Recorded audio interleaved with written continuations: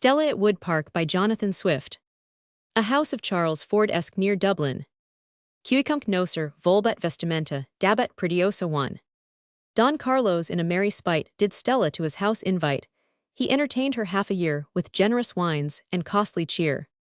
Don Carlos made her chief director, that she might o'er the servants hector.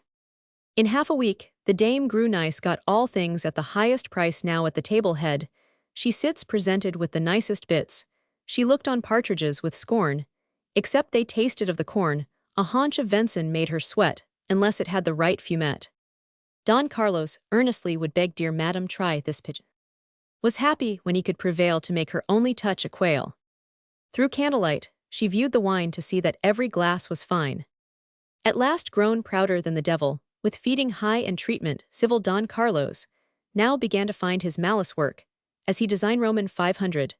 The winter sky began to frown. Poor Stella must pack off to town from purling streams and fountains bubbling to Liffey's stinking tide in Dublin from wholesome exercise, and air to saucing in an easy-chair from stomach sharp, and hearty feeding to piddle too, like a lady breeding from ruling there the household singly.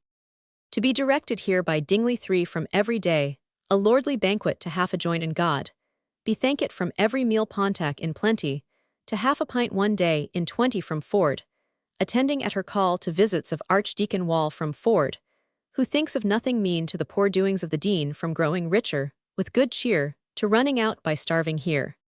But now arrives the dismal day, she must return to Ormond Quay.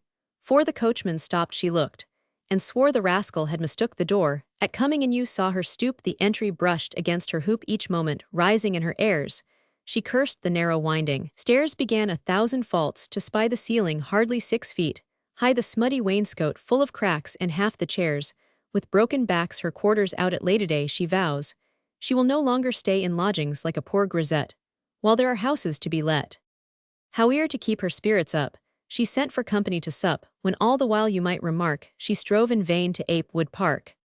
2 bottles called for half her store the cupboard could contain, but for a supper worthy of herself, 5 nothings in 5 plates of delf. Thus for a week the farce went on. When all her country savings gone, she fell into her former scenes, small beer, a herring, and the Dean. Thus far in jest, though now I fear you think my jesting too severe. But poets, when a hint is new, regard not whether false or true, yet raillery gives no offense where truth has not the least pretense, nor can be more securely placed than on a nymph of Stella's taste.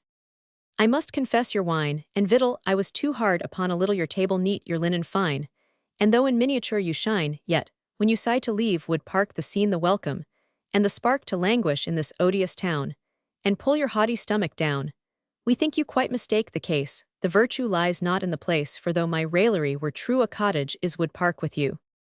Footnote 1 Horat Epist I 1831 W.E.B. Footnote 2 In its proper sentido, pick at table to feed squeamishly, with entremet to piddle with at hand. Byron Don Juan W.E.B. Footnote 3 The constant companion of Stella. Footnote 4 Where the 2 ladies lodged.